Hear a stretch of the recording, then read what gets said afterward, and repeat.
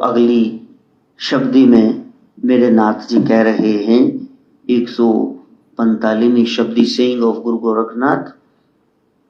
बरी बरी खाई ढर ढर जाई, पेट भर भर के खा रहे, आप बाटे भर भर के तुन रहे हो तो फिर ज्यादा शक्ति का निर्माण हो जाएगा। ज्यादा शक्ति, एकदम से लाइट आ जाए फ्यूज उड़ जाएगा, एसी सड़ जाएगा, फ्रिज सड़ जाएगा, टीवी सड़ जाएगा। थोड़ी थोड़ी थोड़ी थोड़ी शक्ति चाहिए ना, एकदम सारा खा ले। बदाम दिया 5 गिरियां भ्यो के रात नू खानियां सी या 25 एवें चब गए मूंगफलियां वांग, जेडे 10 दाने ज्यादा खाने नहीं चाहिए वो चब गए तुसी। अब शक्ति का निर्माण हुआ, फिर वासना पैदा हो जाएगी। फिर जितना पैदा हुआ है तेज वो सारा नष्ट कर दोगे। भर भर खाई ढर ढर जाई, जोग नहीं पूता बड़ी बलाई। गोरख कहते ये योग नहीं है, ये तो योग ही बला बन जाएगा, तुम्हारे लिए मुसीबत बन जाएगा। इतना खा लिया अब मोटाए सुअर की तरह सो जाओ कहीं जाके, उठा ही नहीं जाता। कहते भैन जी तुसी सुते कौन हो? कुड़े बहू ने ना पूड़ियां कढ़ लिया सी ते मैं खा गई 5 ते हुण ना दलीप दियां पूड़ियां हो नाल होवे लस्सी ते भी बस फिर हुण ते जमदे ही लोग जाके बस हुण नहीं भगती। हुण तो ज्यादा खाना, गुरु साहब कहते अल्प आहार सुलभ सी निद्रा। थोड़ा खाओगे फिर ही थोड़ी नींद आएगी। सारा शरीर का दम तो वो भोजन पचाने में, गरिष्ठ भोजन पचाने में लग गया, भजन कब करोगी?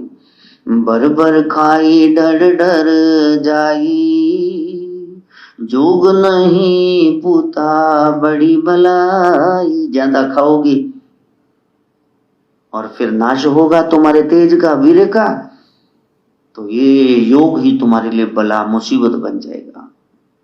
क्या करना चाहिए नाथ जी? संयम होई बाई संग्रह, संयमी होके प्राणायाम करो। श्वास तुम्हारे 21,600 आने चाहिए, ये 24,000 नहीं आने। पहली ओवर बजट चल रहा है।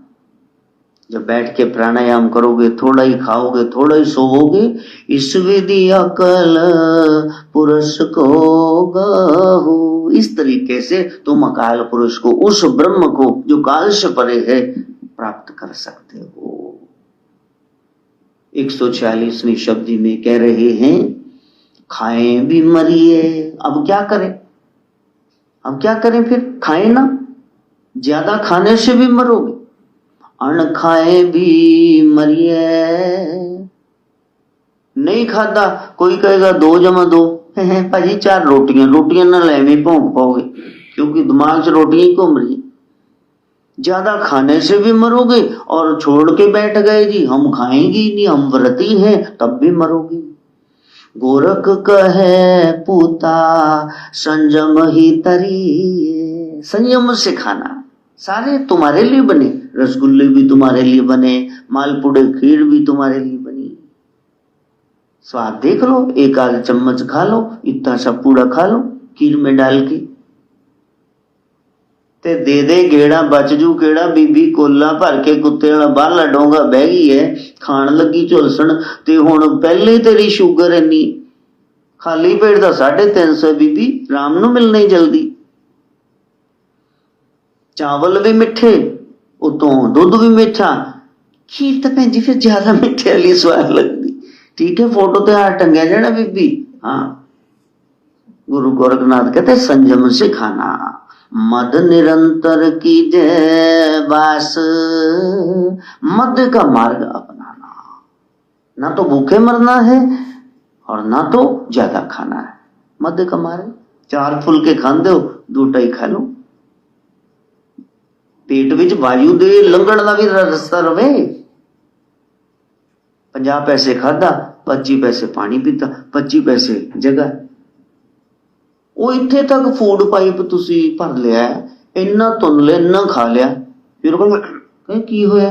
उल्टी जी आई सी, वो माता इत्थे तक तुन लिया तू। हवा तेरे वो आण जान नु रास्ता नहीं बचा, गुड़ू गुड़ू पेट में बादल गरज रहे। गोरखनाथ कहते हैं मद निरंतर की जय वास, मध्य मार्ग, मिडल पाथ अपनाना, जो बुद्ध ने बताया, जैन धर्म में बताया। Middle path is the best path to treat on. जब तुमने प्रसादी खाया है, नराते चल रहे, लोग रख रहे, अच्छी बात है, भगत है, रखने चाहिए। और तेरा मन ही समोसे च बढ़िया है, समोसे, हाँ कॉलेज रोड दे, हाई चटनी, हाई विचो मिर्ची, उतो चाह पियो, हो क्या मजा आता है, जीभ सड़ी। तो मर गया एक समोसा खा ले, क्यों मन नु कल पाई जाना? कोई हड्ड थोड़ी मांग रहे तेरे, तो बकरे से श्री मांग रहे। मन की सात्विक बात तो मान लो, क्यों नु फाहे टंगया हुआ। मद निरंतर की जय वास, मध्य मार्ग अपनाना, निहचल मनवा, तुम्हारा मन टिक जाएगा, फिर वो ही सांस, श्वास भी बिल्कुल नहीं तो ख्याल में घूमेंगे, वो जी अमर हलवाई, वो जी ट्रे, वो जी शोकेस, वो जी रसगुल्ला, वो बरक लगा है बपोद रसगुल्ले जी, बस होया अपना। तो इससे तो अच्छा एक आध खा ले और भक्ति कर। 147वें शब्द में पवन ही जोग पवन ही भोग,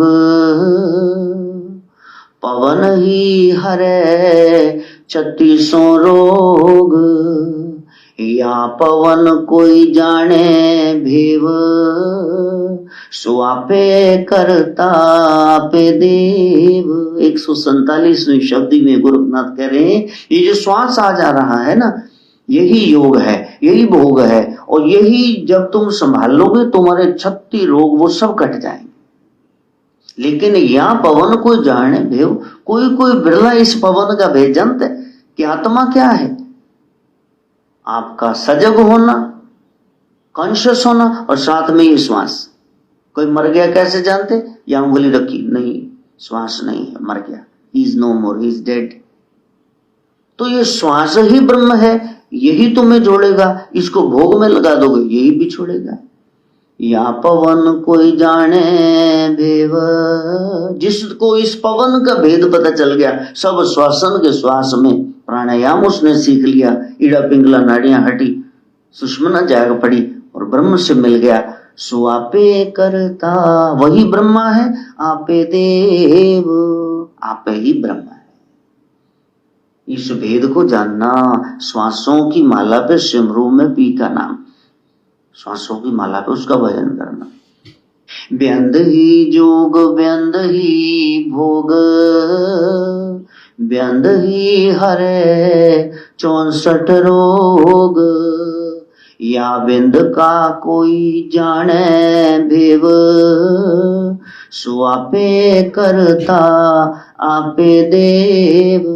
ये वीर बूंद, इसको साधारण ना समझना। 100 बूंदे रक्त की जलेगी तभी ये एक वीर बूंद बनेगी। ये बड़ी शक्ति है। इस दुर्ग में, इस किले में जो शक्ति है वो यही है, जिसमें वो है उसी को हम वीर महावीर कहते हैं।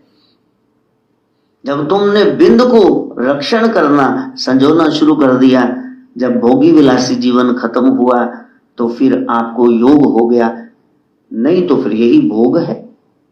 यदि बिंद की रक्षा करी, ब्रह्मचारी हो गए, तो 64 रोग आपके कट जाएंगे।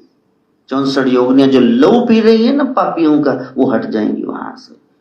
या बिंद का कोई जाने भेव, किसी ने इसका भेद जान लिया कि इसमें सारी तंदुरुस्ती है, आज से मैं संयम करूंगा। सो आपे करता आपे देव, वो सृष्टि करता ब्रह्मा है, वो महादेव साक्षात ब्रह्म है, जिसने इस शक्ति को रोक लिया और इसको वासना को उपासना में, ठगती को भक्ति में लगा दिया। ऐसा कर सके मैं गायत्री से प्रार्थना।